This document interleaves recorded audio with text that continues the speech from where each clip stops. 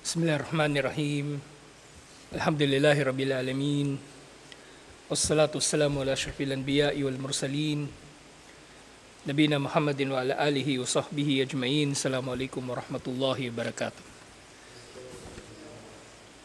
So inshallah sirah, tinatalakay natin yung unang bahagi ng pagiging propeta ni Propeta Muhammad sallallahu alaihi wasallam. So natigil nga yung revelasyon o kapahayagan matapos niyang makita si Jibril alayhis salam doon sa Gar Hira.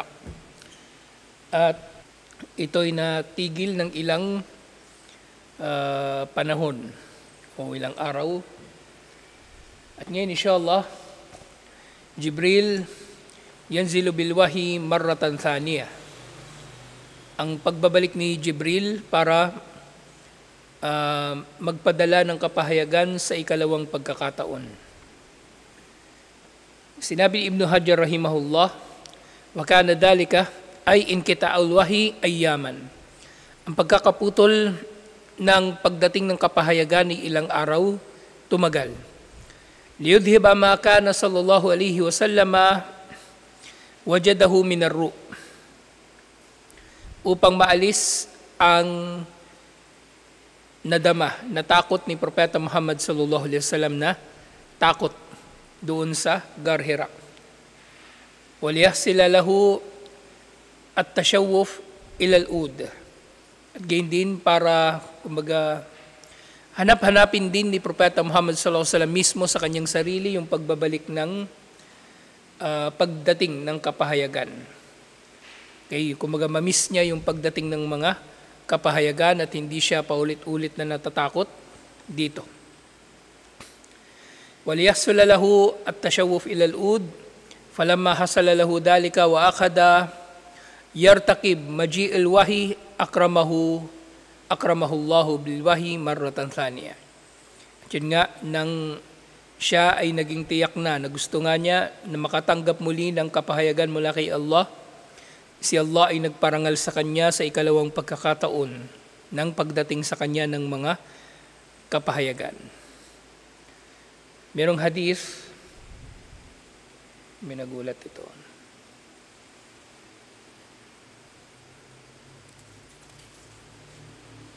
Iniulat ito ni Imam al-Bukhari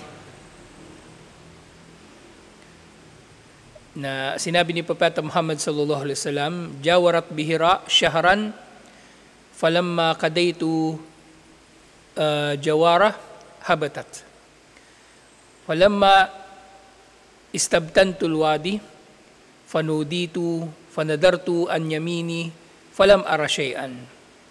So ngayon matapos daw na makita niya si Jibril alayhis salam doon sa bundok ng Hira, ay nangyari na nais na niya na ihulog daw niya yung kanyang sarili mula sa bundok. Pero nga, hindi ito ibig sabihin na gusto niya magpakamatay. Kumbaga naisip niya lang yun. Kumbaga kasi hindi niya alam kung ano yung nangyayari sa kanya. At habang naglalakad daw siya, nakarinig daw siya ng isang bagay at tinawag siya.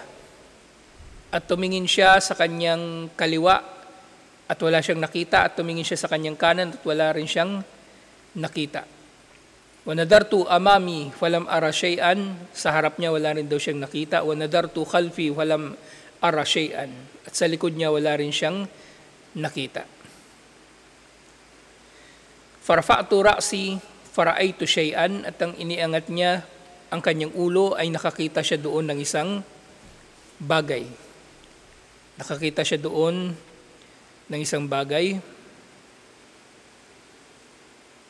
Faidal malak alladhi ja'ani bihira jalisun ala kursi bainas samai wal ard. At nakita raw niya yung anghel na dumating sa kanya sa Gar Hira na nakaupo sa isang trono sa pagitan ng langit at lupa. Okay, so nakita niya dito si Jibril alayhis salam sa original nito na anyo na malaki.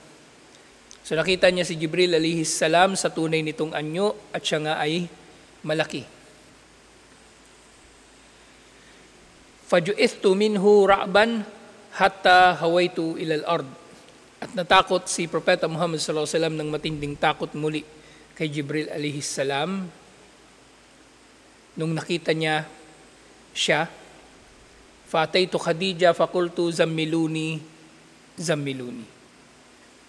At nung nakita niya muli si Jibril alayhi salam, yung umuwi siya ng bahay at sinabi niya muli kay Khadija, zammiluni zammiluni. Na ibig sabihin, yung pag-uwi ni Propeta Muhammad sallallahu alaihi wasallam na nagpapatalokbong siya doon sa mga tao sa kanyang bahay, hindi lang isang beses nangyari, hindi lang sa Ghar Hira, maging doon sa sumunod na pagkakataon na nakita niya si Jibril alayhi salam.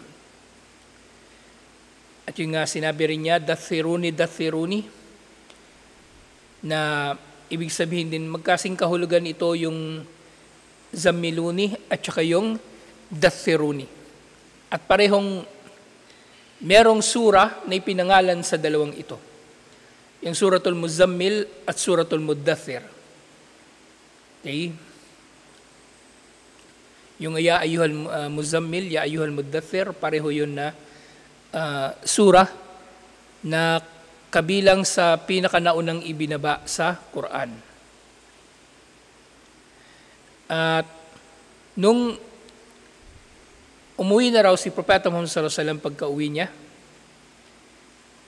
so tinakpan siya, tinalokbungan siya, at dito sa original, Ar-Rahiqul Maktum, binabanggit pa na, wasabbu ala ma'in baridan. At binuhusan pa raw siya ng malamig na tubig pagka-uwi niya. At sinabi, fadathiruni wasabbu ala ma'in baridan. At nung binuhos na sa kanya yung malamig na tubig, dumating sa kanya yung aya, Ya Ayyuhal Muddathir. So ito lang isasabi ko, yung Suratul Muddathir, isa sa mga naunang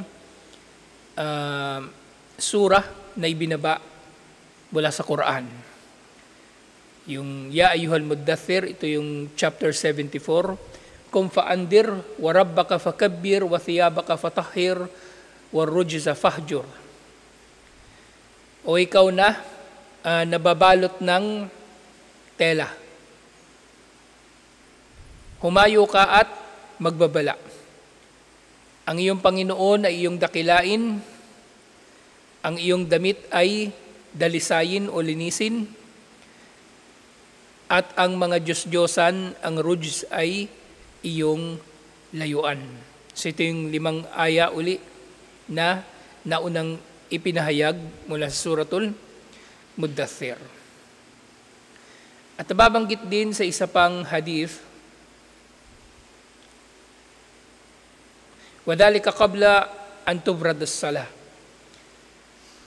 So yung paliwanag dito ng mga scholar na ito raw ay ipinahayag bago pa ginawang obligado ang sala. Di ba ang sala ay ginawang obligado kailan? Al-Isra wal Mi'raj, pangilang taon yun pagtapos ng Be'tha? Pangilan? Hula. Pang-10, di ba? Basta yung taon ng Al-Isra wal Mi'raj, yun yung Amul Huzun, kamatayan, taon ng kamatayan ni Abu Talib at Khadija sa ika-10 taon. Pati yung pagpunta niya ng Taif, nangyari yun sa ika-10 taon pagkatapos ng Be'tha. Be'tha, ibig sabihin, pagkakahirang sa kanya bilang propeta. So bago pa man inobliga ang sala, yung 5 sala, Duhur, Asr, Maghrib, Isya at Fajar, so ang mga ito ay naipahayag na. Dahil dito ay meron ditong nababanggit na mga gawain na may kinalaman sa sala. Halimbawa, yung paglilinis ng damit, na isa sa mga kondisyon sa sala, yung tahara. Tahara sa badan, tahara sa thiyab, at tahara sa makan. Sa katawan, sa damit at sa lugar. Dapat lahat yun ay tahir at walang najasa. At gayon din sinabi rito, warabbaka fakabbir, doon sa mas nauna pang aya, dakilain mong iyong Panginoon. At ang sala ay napupuno ng mga takbir. Ang sala ay napupuno ng mga takbir. Tumahamal wahi ba'du wa tutabi. At nagpatuloy na pagkatapos nito ang mga pagpapahayag kay Propeta Muhammad sallallahu alaihi wasallam, at naging tuloy-tuloy na. So ito yung isa sa mga aya na nagputol doon sa maikling pagkakatigil ng pagdating ng mga aya. So sinabi, meron kasing hadith na banggit dito sa translation, pero wala dito sa original. Pero danan na muna natin dito sa original. Wa hadhil ayat hiya mabda'a risalatihi sallallahu alaihi wasallam. Wa hiya mutakhiratun anin nubuwah bimiqdari fatratal wahyi. So itong mga aya sa Suratul Muddathir, ito ang mga aya na nagpapasimula sa kanyang pagiging sugo. Naintindihan nyo? Naging sugo siya sa pagbaba ng Suratul Muddathir, pero siya ay naging propeta. Kailan? Sa Suratul Alaq, doon ay naging propeta siya. Pero dito siya ay naging sugo. Na mula rito, kinuha ng mga scholar yung faida ng pagkakaiba ng Nabi sa Rasul. Okay? So yung Nabi, tumatanggap ng kapahayagan, pero ang Rasul, mas binibigyan siya ni Allah ng utos na mangaral. Okay? Kasi sabi nga doon sa mga ayat, di ba? Ya ayyuhal muddathir kum fa'andir. O ikaw na nababalutan ng damit ng tela, humayo ka at mangaral. So nag-utos si Allah sa kanya ng mangaral. So dito sa panahon na ito, siya ay ganap ng sugo. Pero nauna na siya naging propeta. Pero siyempre, hindi porke propeta lang ay hindi na nangangaral. Nangangaral din ang mga propeta. Pero mas malawak ang pangangaral ng mga sugo. At siyempre, mga sugo, maaaring tatanggap din sila ng Sharia, panibagong batas, sa pamagitan ng isang bagong aklat na ipapahayag sa kanila ni Allah. Okay? So katulad, sino-sino ba yung mga sugo na nakikilala sa Quran? Lahat sila ay mayroong mga kapahayagan na nasa anyo ng aklat. Si Dawud alayhis salam meron ding aklat. Okay? Si Ibrahim, si Musa alayhis salam, si Isa alayhis salam, meron silang mga aklat. Meron silang kitab at meron silang Sharia na ipinatutupad. At ang mga propeta, sila ay maaring walang natatanggap na aklat o panibagong batas, pero sila ay magpapatupad nung batas ng naunang sugo sa kanila, o kaya ay magiging katulong ng sugo sa panahon nila. Si Harun alayhis salam, propeta siya, pero sa panahon nila ang sugo ay si Musa alayhis salam. Ngayon kung si Khidir ay propeta, ayon sa pananaw ng ibang mga scholar, propeta siya, pero ang nangangaral talaga si Musa alayhis salam. Okay? Kaya nga nandun si Khidir sa isang lugar lang. Nandun lang siya sa isang lugar at hindi siya nangangaral. Si Yahya at yung tatay niya si Zakaria, mga propeta, at tumutulong sila sa sugo sa panahon nila. Si Isa alayhis salam at iba pang mga katulad nito. So si Propeta Muhammad sallallahu alaihi wasallam ay naging propeta doon sa Suratul Alaq at naging sugo dito sa Suratul Muddathir. At ito yung mga aya na kahuli-hulihan, ibig sabihin kahuli-hulihan dumating pagkatapos ng pagkakaputol ng wahi. So dito na naputol yung pagkakaputol ng wahi, at pagkatapos ito tuloy-tuloy nang dumating yung mga wahi. وَتَسْتَمِلُوا عَلَى نَوْعَيْنِ مِنَ التَّكْلِيفِ مَعَ بَيَانِ مَا يَتَرَتَّبُ عَلَيْهِ. At ang pagdating ng Suratul Muddathir ay nagpapatibay sa dalawang magiging pangunahing obligasyon ni Propeta Muhammad sallallahu alaihi wasallam. Ayon doon sa Suratul Muddathir. Una, an-naw'ul awwal taklifuhu sallallahu alaihi wasallam bil balagi wat tahdhir. Ang pag-oobliga sa kanya ni Allah na siya ay marapat na magpahayag at magbabala sa mga tao. Okay, inutusan na siya ni Allah na magpahayag at magbabala. Wa naw'u thani taklifuhu sallallahu alaihi wasallam bi tatbiki awamirillahi subhanahu wa ta'ala ala dhatihi. Ang pag-oobliga naman ni Allah sa kanya na sundin niya ang lahat ng iniutos ni Allah sa kanya, mismo sa kung ano ang iniutos sa kanya. Ngayon doon sa una, yung an-naw'ul awwal, taklifuhu sallallahu alaihi wasallam bil balagi wat tahdhir, wa dhalika fi qawlihi ta'ala kum fa'andir. At ito ay ayon doon sa sinabi ni Allah doon sa Suratul Muddathir, ya ayyuhal muddathir kum fa'andir, o ikaw na nababalot ng tela, ng damit, tumayo ka, humayo ka at magbabala sa mga tao. Fa inna ma'anahu hadran nasi min adabillahi illam yarji'u amma hum fihi min al-ghi wad dalal wa ibadati ghairillahi al-muta'al. Babalaan niya ang mga tao laban sa parusa ni Allah na darating sa kanila kung sila ay hindi magbabalik loob kay Allah sa anumang pagkaligaw na naroon sila at pagsamba nila sa iba pa liban kay Allah ang kataas-taasan. So ito yung ibababala sa kanila ni Propeta Muhammad sallallahu alaihi wasallam. Unang-una, okay? Kasi ang mga propeta at ang mga sugo, nangangaral din sila ng moralidad. Okay? Nangangaral din sila ng pagiging matuwid, hindi pagsisinungaling, pagiging matapat, hindi pandurugas. Nangaral sila laban sa kabadingan, nangaral sila sa iba't ibang mga kasamaan ng mga tao, pero ang pangunahin nilang mensahe ay laban sa pinakamasama sa lahat ng kasamaan, ang pagtatambal kay Allah subhanahu wa ta'ala. So nga, magbabala sila sa mga tao, laban sa pagtatambal nila kay Allah, wal isyraku bihi fi dati was sifati wal hukuki wal af'al. Na marapat na magbalik loob sila kay Allah subhanahu wa ta'ala sa pagtatambal nila kay Allah sa that ni Allah, kumbaga sa sarili ni Allah. Ibig sabihin,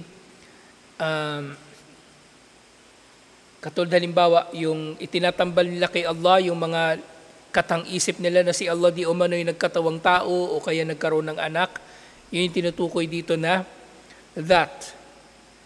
O kaya,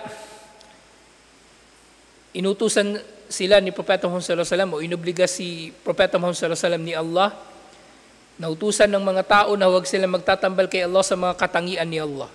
Na mga katangian ni Allah, iniugnay ng mga kuffar sa kanilang mga Diyos-Diyosan. Okay? So meron silang mga Diyos-Diyosan, iniugnay dito yung kakayanan na lumikha. May mga Diyos-Diyosan, iniugnay dito yung kakayanan na magbigay ng anak. May mga Diyos-Diyosan, iniugnay dito yung pagbibigay ng tagumpay sa digmaan. So lahat yun ay shirk. At babala, dapat ibabala ni Propeta Muhammad sallallahu alaihi wasallam.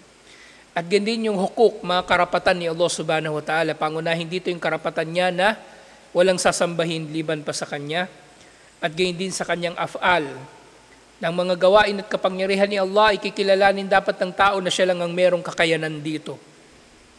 At hindi ang sino paman sa mga nilikha, totoo man ito na nilikha o katang-isip lamang ng mga tao. So ito yung mga mensahe na dapat ipahayag ni Propeta Muhammad sallallahu alaihi wasallam sa mga tao. Pero siyempre, dito sa kum fa'andir, hindi ito ibig sabihin na mangangaral siya sa lahat ng tao. Okay? Kasi nalalaman natin na natili muna ng ilang taon, mga 3 taon, na sekreto na nagdadawa si Propeta Muhammad sallallahu alaihi wasallam. Hindi niya ito ginagawang hayag. Hindi niya ito ginagawang hayag. Ang una niyang inanyayahan siyempre yung mga tao na pinagkakatiwalaan niya. Yung kanyang pamilya, mga malalapit na kaibigan, sina Abu Bakar Siddiq radhiyallahu anhu, at si Abu Bakar Siddiq radhiyallahu anhu nagda'wa naman sa iba pang mga tao at nagmuslim din sila. Alhamdulillah. Pero hindi ito da'wa na pangkalahatan. Okay? Nananatili na ang da'wa na ito ay sekreto o palihim kahit pa sinabi rito ni Allah, kum fa'andir. Mahalaga sa konteksto nito ay sinimulan na ni Propeta Muhammad sallallahu alaihi wasallam ang pagbababala sa mga tao. Pangalawang uri ng inobliga ni Allah kay Propeta Muhammad sallallahu alaihi wasallam sa bisa ng mga aya ng Suratul Muddathir, ang utos ni Allah kay Propeta Muhammad sallallahu alaihi wasallam na sundin siya. Sundin ang mga pinag-utos ni Allah at layuan ng mga ipinagbawal sa Kanya. So ano ba yung mga pinag-utos dito ni Allah? Ya ayyuhal muddathir kum fa'andir. Utos ni Allah na magbabala siya sa mga tao. Wa rabbaka fakabbir. Utos ni Allah, dakilain niya si Allah. Okay? Wa thiyabaka fatahhir, at ang damit niya ay kanyang dalisayin. Wa rujza fahjur, at ang mga Diyos-Diyosan ay kanyang layuan. So meron ditong 4 na tinukoy, 3 utos at 1 pagbabawal. Iniutos sa kanya na mangaral, iniutos sa kanya na dakilain si Allah, iniutos sa kanya na dalisayin ang kanyang damit, at pinagbawalan siya sa mga Diyos-Diyosan. Inutusan pa siya na lumayo sa mga Diyos-Diyosan, paglayo. Okay, hindi siya inutusan ni Allah na huwag sasamba sa Diyos-Diyosan. Ang inutos sa kanya ni Allah ay lumayo sa mga Diyos-Diyosan. Na technically, ito na yung practical na aplikasyon ng al-wala wal-bara. Ang al-wala wal-bara ay hindi nangangahulugan na hindi tayo sasamba sa Diyos-Diyosan. Dapat wala tayong kinalaman sa Diyos-Diyosan. Wala tayong kinalaman sa Diyos-Diyosan. Dapat lumayo tayo. Hindi natin gagawin yung pagsuway, bagkus ay lalayo tayo sa pagsuway, dahil kahit ang mga wasila o daan patungo sa pagsuway kay Allah ay haram din. Halimbawa, bawal ang shirk. At isa sa mga manifestasyon ng shirk yung sujud. Isa sa mga manifestasyon ng shirk yung sujud. Ang lahat ng sujud ay ipinagbabawal. Lahat ng sujud ay ipinagbabawal. Maging ito man ay sujud sa Diyos-Diyosan, sujud sa kapwa natin tao, o ano paman. At sa mga sujud, meron tinatawag na sujudun akbar at sujudun asgar. Sujud na malaki, ito na yung pagpapatira pa ng tao katulad ng pagpapatira pa niya kay Allah. Na magpapatira pa siya sa kanyang kapwa-tao. Yun ay shirk. At yung sujudun asgar naman na tinatawag, ito naman yung paglalapat ng tao sa kanyang noo, sa anumang bahagi ng katawan ng nilikha bilang pagdakila dito. Kahit pa hindi niya intensyon ang pagsamba rito. Kaya nga yung pagmamano, bawal na bawal talaga sa Islam. Dahil yun ay sujud din. So paano siya nagiging sujud? Kasi idinidikit ng tao ang kanyang noo sa kamay ng kanyang kapwa-tao. Yun ay sujud din. Ngayon sasabihin ng tao, di ba sa sujud dapat nakadikit yung ilong? Hindi naman dinidikit yung ilong sa pagmamano. Sa sujud actually, kung hindi mo kayang idikit yung ilong mo, noo lang ang naidikit mo, sapat na. Tanggap ang sala, inshallah. Tanggap ang sala. Simbawa ilong mo, hindi mo sana namimintas tayo. Pango ka masyado. Hindi mo maabot yung ilong mo sa lupa o sa sahig. Nahirapan ka, mababali na yung leeg mo pag pinilit mo pa. Tapos yung noo mo matambok, tapos yung ilong mo pango, nahirapan ka. Tanggap ang sujud, inshallah. Okay, noo lang. Kasi sujud nga yun. Kaya nga, yung usapin, tagal lang usapin nito, namatay na nga yung promotor nito eh. Ano talaga? Sujud talaga yung pagmamano. Hindi lang ito ada. Hindi lang ito tradisyon, hindi ito orf. Hindi ito nakagawian lang ng mga tao na kumbaga pwedeng pahintulutan. Hindi lang ito muamala. Ito ay papasok na rin sa pagsamba. ito ay papasok na rin sa pagsamba dahil ito ay nahahawig sa gawaing pagsamba. Yun na nga yung sujud. Okay? So lalayuan natin yung mga Diyos-Diyosan. Hindi lang sa hindi tayo sasamba sa Diyos-Diyosan, ibig sabihin wala tayong dapat kinalaman sa Diyos-Diyosan. O hindi tayo sumasamba kay Jesus. So ibig sabihin nun, lalayo din tayo sa anumang may kinalaman sa pagsamba sa Kanya. Makiki-Christmas party, exchange gift, monito-monita o kung ano-ano pang pinagagawa ng mga kuffar. So dapat walang kinalaman ng mga tao doon. So dito,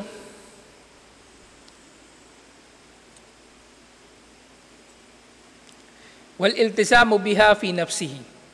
So marapat na si Propeta Muhammad sallallahu alaihi wasallam unang-una ang magpapatupad ng mga iniutos na ito ni Allah at magpapatupad ng paglayo sa mga ipinagbawal ni Allah.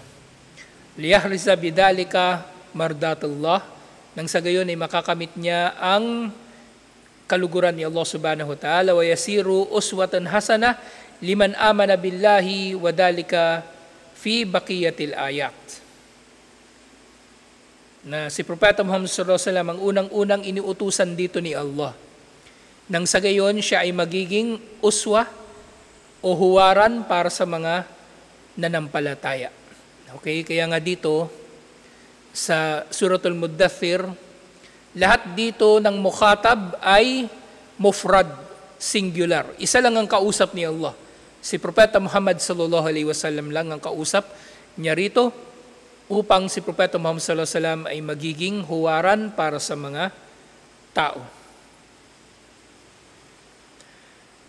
Yung isa pang sinabi ni Allah, bukod doon sa kum fa'andir na pangalawang aya, warabbaka fakabbir, yung pangatlong aya, ma'anahu khassahu bitta'zim. Wala tushrik bihi fi dalika ahada. Khassahu bitta'zim, wala tushrik bihi fi dalika ahada. So yung sinabi ni Allah, wa rabbaka fakabbir, sinabi niya, ang ibig sabihin nito, itangi mo si Allah sa pagdakila. Siya lang ang iyong dadakilain at huwag ka magtatambal sa Kanya ng anuman o sino man. Sa ano pa mang mga gawaing pagsamba, hindi mo ito pwedeng itutuon sa sino man liban sa Kanya, maliit man ito na pagsamba o malaki.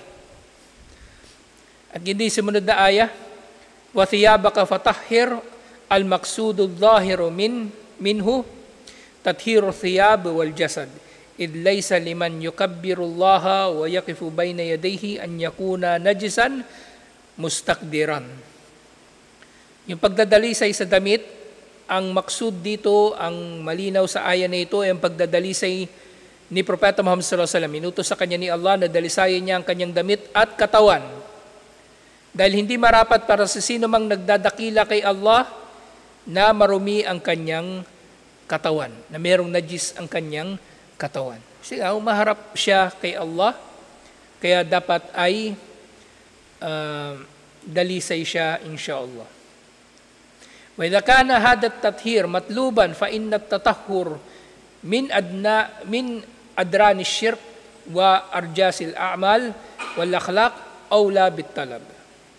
At gayon nga, kung iniutos ni Allah na dalisayin ni Propeta Muhammad sallallahu alaihi wasallam ang kanyang katawan at damit, ang pagdadalisay niya sa kanyang sarili laban sa syirk at pagdadalisay niya sa kanyang sarili laban sa masasamang gawain at masamang ugali, ito ay unang obligado sa kanya, o mas obligado sa kanya. Kasi ang a'malul qulub palagi, tandaan nyo, ang a'malul qulub mas mahalaga kaysa sa a'malul badan. Ang mga gawain ng puso ay mas mahalaga kaysa sa gawain ng katawan. Kasi kung ang tao gumagawa siya ng gawain ng katawan, wala namang a'malul qulub, munafik yun. Munafik yun. Yun ay nagpapanggap lang na Muslim. At kung merong a'malul qulub, walang a'malul badan, fasik yun. Yun ay makasalanan. Mga banal-banalan. Kailangan parehong iiral ang mga ito. Siyempre, yung kuffar, wala sila pareho nun.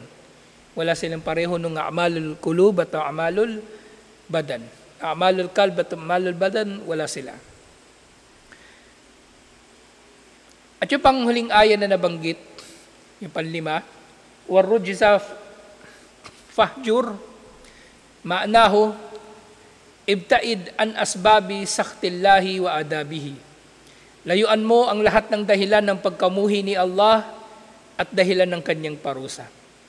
Madalika bi iltizami ta'atihi wa tarki ma'siyatihi. At ito ay sa pamagitan ng pananatili sa pagsunod sa kanya at pananatili sa paglayo sa kanyang mga ipinagbawal. So dito, idinugtong na yung mga sumunod na mga bahagi ng mga aya. So nabanggit na rin yung pang-anim na aya. Wala tamnun tastakdir, na huwag kang maghahangad, kumbaga, huwag kang maghahangad ng kapalit sa anumang itinulong mo sa iba. Wala tamnun, ibig sabihin, huwag kang manunumbat. Na sa kahulugan din nito, yung, kumbaga, yung man, huwag kang magbibigay para lang madagdagan. Na ganoon din, kumbaga, huwag kang gagawa ng kabutihan na meron nitong kapalit. Huwag kang gagawa ng kabutihan na meron nitong kapalit, na naghahangad ka ng kapalit. Ang hangarin mong kapalit, kung maghahangad ka man ng kapalit, sa ihtisab, syempre, mula kay Allah. Okay? Liban na lang, syempre, sa kung ano man ang meron kang karapatan dito. Okay? Kung tutulong ka sa kapwa, huwag kang maghahangad ng kapalit. Liban na lang sa kung meron kang karapatan talaga rito. Okay? Naalala ko to bigla. Kasi yung pinost ko nung isang araw, yung mga hindi karapat dapat tumitira sa Muslim community. Baka sasabihin ng mga tarantadong yun, gago ka pala ba't naghahangad ka ng kapalit sa amin? Baka sabihin nila ganun. May karapatan ng Muslim community na maghangad ng mabuting pakikitungo sa mga naninirahan dito. May karapatan. Ngayon, kung magtatampo tayo o magrereklamo tayo sa masamang pakikitungo nila sa atin, wala sa atin ang sisi. Nasa kanila ang sisi. Kasi may karapatan tayo na pakitunguhan tayo ng maayos. Problema kasi sa mga narcissist, sila lang lagi yung tama. Sila lang ang may karapatan. Ang iba wala ng karapatan. Okay? Matatalino mga hayop na yan. Magagaling yan magpaikot-ikot. Kaya marami sa mga narcissist nagiging abogado.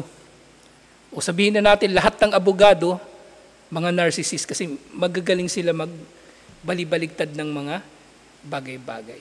Okay? So malinaw dito, titingnan nyo, sa unang mga aya pa lang na ipinahayag kay Propeta Muhammad sallallahu alaihi wasallam, ipinagbawal na ni Allah yung panunumbat o yung paghahangad ng kapalit sa iyong kabutihan. Pero syempre, nililinaw natin ito kasi baka babalibaligta rin na naman ito ng mga tao na may personal na agenda o gusto lang nila isulong yung kanilang personal na kapakanan. May karapatan ang tao na maghangad ng mabuti mula sa kanyang kapwa. Lalong-lalo na kung siya nga ay mayroong karapatan dito. Tulad ng pakikipagkapatiran, mabuting pakikitungo. E ngayon, kung gago ka, ba't mo ako sisisihin kung gagaguhin din kita? Kung naging masama ka sa pakikitungo mo sa akin, wag mo ako sisisihin kung magiging masama rin ako sa iyo. Ganun yun, okay? Hindi yun pwede na magpapakamartir lang tayo rito. Ginagago na tayo, tapos lang natin, palalampasin. Pwede naman, pero yun nga, ang problema kasi kapag pinalalampas yung mga panggagago, lumalaki na yun, tapos nagiging nakagawian na yun ng mga tao. Okay, siyempre, hindi naman tayo nagagalit para sa ating mga sarili, nagagalit tayo alang-alang kay Allah. Okay, na yung relihiyon niya ay pinaglalaruan, na yung relihiyon niya ay binibigyan ng tao ng sarili niyang interpretasyon na para sa kanyang sariling kapakanan, hindi sa kapakanan ng ummah, sa kapakanan ng mga Muslim o sa kapakanan ng Islam. Okay? So wag daw manumbat, wag gumawa ng mabuti na naghahangad ka ng kapalit. Pero kung yung bagay na yun, yung kapalit na yun, kumbaga ay meron ka namang karapatan dito, karapatan ng community na pakitunguhan mo sila ng mabuti, may karapatan tayong maningil doon at may karapatan tayong pagbayarin ang sino man na humahamon sa kalagayan na yon, na gusto nila sila lang yung pakikitunguhan ng mabuti pero yung iba hindi naman nila pinakikitunguhan ng mabuti. So nililaw lang natin ito, alhamdulillah, kasi dapat malinaw ito sa mga tao. Ang respeto, mutual dapat yan. Hindi yung pwedeng ikaw lang yung igagalang, tapos ikaw hindi ka naman gumagalang. Kaya hindi pwedeng ano. Kaya hindi ako pala kaibigan eh. Kasi hindi ako natatahimik na may kagaguhan nangyayari sa harapan ko. May mamamatay at may mamamatay kapag may kagaguhan nangyayari sa harapan ko. Sukdo lang may mamatay. Hanggang ngayon, sukdo lang may mamatay. Kapag may nasasagasaan na karapatan, kailangan nating ipaglaban. Alang-alang kay Allah, inshallah. Kahit sino pa yung pinagmamalaki nilang padrino nila. So nga, wala tamnun tastakfir, huwag kang mamimigay para magkaroon ka ng kapalit o huwag kang manunumbat. Ibig sabihin, naniningil ka ng kapalit sa iyong ibinigay. So, bawal talaga yung panunumbat. Katulad sa isa pang aya, Ya ayyuhalladhina amanu la tubtilu sadaqatikum bil manni wal adha, o mga nanampalataya, huwag ninyong pawawalang saysay ang inyong mga sadaka sa pamagitan ng panunumbat at pamiminsala. Okay, so may mga taong ganyan, magsasadaka nga, magbibigay nga, tutulong nga, pero may panunumbat o kaya may kapalit, may hinihiling na kapalit sa iyo. So dapat magpapaalipin ka sa kanya, dapat papailalim ka, papaapak ka sa ulo. May mga taong ganyan, mga parang politiko. Kailangan mayroong kapalit yung tulong nila. Qaulun ma'rufun wa magfiratun khairum min sadaqatin yatbihal ahda. Ang mabuting pananalita at ang pagpapatawad ay mas mainam kaysa sa sadaka na sinusundan ng panunumbat, na sinusundan ng pamiminsala. So sa Islam, titingnan mo parang di ba? Napakaliit lang nito na mabuting asal, yung hindi ka manunumbat. Pero sa Islam, napaka-big deal nito. Napaka-big deal. Kasi may kinalaman nito sa ikhlas. May kinalaman nito sa ikhlas. At katulad ng palagi ko sinasabi, sa ikhlas, nagmumula, naguugat ang lahat ng mabuting ugali. Sa ikhlas, naguugat ang lahat ng mabuting ugali. Okay? Huwag niyong titingnan yung tao kung paano siya magsalita. Diba? Sabihin, si Mujahid, tarantado yan, tarantado magsalita eh. Huwag niyo kung hindi sa self-serving tong sinasabi ko ha. Huwag niyo titingnan yung sinasabi ko, yung kumbaga paraan ko kung paano makitungo sa inyo na paano mag-lecture, paano magsalita. Tingnan niyo kung ano yung epekto ng ginagawa ko. Kung masama ba, mabuti. So ganun din sa iba. Okay? Tingnan niyo yung epekto ng kanilang ginagawa. Kasi may mga tao, masama na yung ginagawa nila, pero nagagawa nila magmukhang mabuti. Kasi mabait magsalita eh. Yung tinan mo yung mga munafik. Ang mga munafik, laging pag magsalita yan, subhanallah, alhamdulillah, la ilaha illallah, Allahu Akbar. Laging may dhikr yung salita niyan, pero pag nakatalikod ka na, wala na. Pinagpaplanuhan ka na niyan. Meron siyang ayaw sa iyo. Pagkaharap ka niya, hindi naman niya sasabihin sa iyo yun eh. As pag nakatalikod ka niya, kakausapin niya yung katabi niya. Gago talaga yung si Mujahid. Yung mga ganong binubulong, mga ganong bagay. Hindi niya sasabihin yun doon sa tao na dapat makarinig ng puna niya.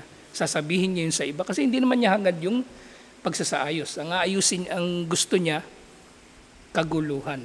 So, mag-iingat kayo sa bagay na ito. Kasi community ito. Hindi ito samahan lang ng mga gagong. Hindi ito fraternity, hindi ito gang.